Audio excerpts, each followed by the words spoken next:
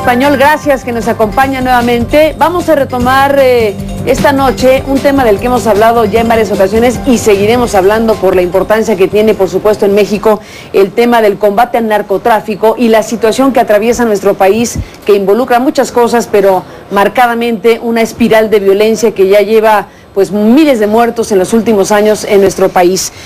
Hace unos días conversamos en este mismo espacio con el doctor Edgardo Buscaglia y con el periodista Ricardo Ravelo. Ahí se establecieron algunos puntos de análisis y de reflexión que queremos retomar esta noche.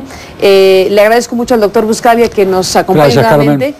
Y nos acompaña ahora en esta emisión el doctor Samuel González, que bueno, forma parte de este grupo de especialistas en materia de seguridad y bueno, pues de este Centro Internacional de Derecho Internacional y Desarrollo Económico, y la asesoría que ustedes realizan pues a muchos países, al ámbito internacional, que los coloca, digamos, como una opinión obligada en este momento. Si les parece, retomemos el hilo de la charla que sostuvimos la vez pasada.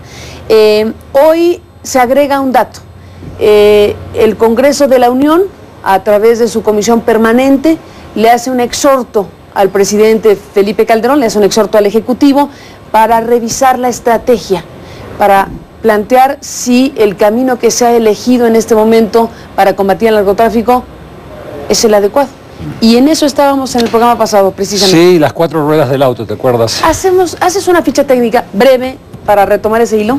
Mira, cuando estudiamos estos 107 países que te comentaba la semana pasada, que van por todas las regiones, desde los países con los mínimos niveles de gobernabilidad hasta los países más desarrollados, uno ve que la única manera de enfrentar a los grupos criminales de la envergadura que tú ves en México, de los que hablaba Ricardo Ravelo la semana pasada, es solamente con 4 pilares fundamentales: el de atacar a las cúpulas, a los capos, a atacar a los brazos armados, que lo habíamos conversado bastante en detalle, pero acá en México faltan las 2 ruedas faltantes, que es desmantelar la estructura patrimonial de estos grupos criminales, y estamos hablando de miles y miles de millones de dólares, y desmantelar obviamente todo el aparato de protección política de corrupción de la cual gozan estos grupos criminales. Y eso es una materia pendiente, y para eso, volviendo a tu punto inicial, necesitas romper con un pacto político de impunidad entre los mismos actores políticos. O sea, que los diferentes instancias de poder, los ámbitos de poder, limpien sus casas, cada uno de los partidos, y de alguna manera esta declaración del Poder Legislativo es un buen primer pasito.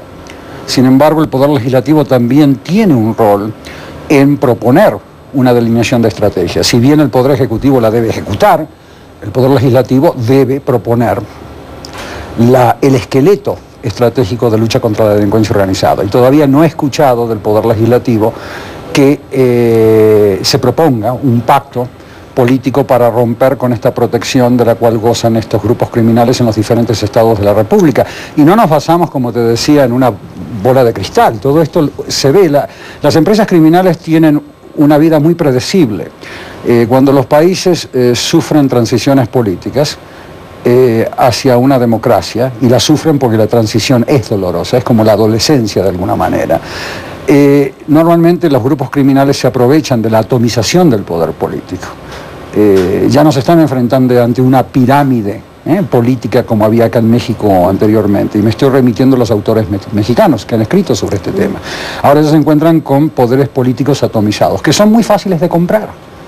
Municipios se compran con muy poco dinero comparado al monto de los dineros que estos grupos criminales manejan. O sea que esta transición política en México ha beneficiado, ha sido una pachanga, como dicen en México, para los grupos criminales que han logrado tomar posiciones de poder, lo que ha generado un pacto político de impunidad. El Poder Legislativo debe no solamente decir que la estrategia está mal, sino que en los países que han salido de esto, el Poder Legislativo ha, de alguna manera, delineado una estrategia que después el Poder Ejecutivo puede, obviamente, otorgarle detalles y ejecutarla propiamente, pero eso falta todavía. ¿Y qué piensas, Samuel, de todo esto? Y además, ¿qué importancia le das a que el Congreso haga este exhorto de revisión? Bueno, a mí me parece que es un exhorto importante y que habría que también contextualizarlo en lo que se ha hecho en el último año y medio también en materia legislativa. la reforma constitucional en materia de la reforma electoral, pues, como sabemos, ha determinado que la publicidad electoral no puede ser ya comprada de manera directa. Y ese es un elemento que va a ayudar. A pesar de lo vilipendiada e incomprendido de la reforma. Sin duda, siempre hemos sostenido que esa reforma es el requisito para empezar a mejorar la seguridad pública en el país.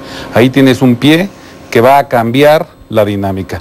La segunda parte, y esto también hay que reconocérselo al Congreso, en la reforma constitucional en materia de seguridad pública y de justicia, hay algunos enganches que van a mejorar la capacidad de acción del Ejecutivo y del Legislativo para poder dar nuevas leyes y ejecutar las leyes en materia, por ejemplo, de lo que se conoce como para quitarle las propiedades a los delincuentes por lo que los americanos llaman Civil Asset Forfeiture, es decir, por vía civil decomisar las propiedades de los narcotraficantes y otros delincuentes organizados.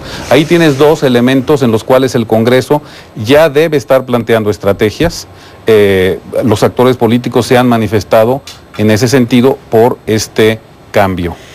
Más allá del tono del presidente Calderón de hace unos días, del ya basta reiterado, mensaje dirigido a los jueces, a los legisladores, a los periodistas, a los ciudadanos, efectivamente dentro del marco de cosas que está pasando, cada uno de estos factores tiene un papel que jugar.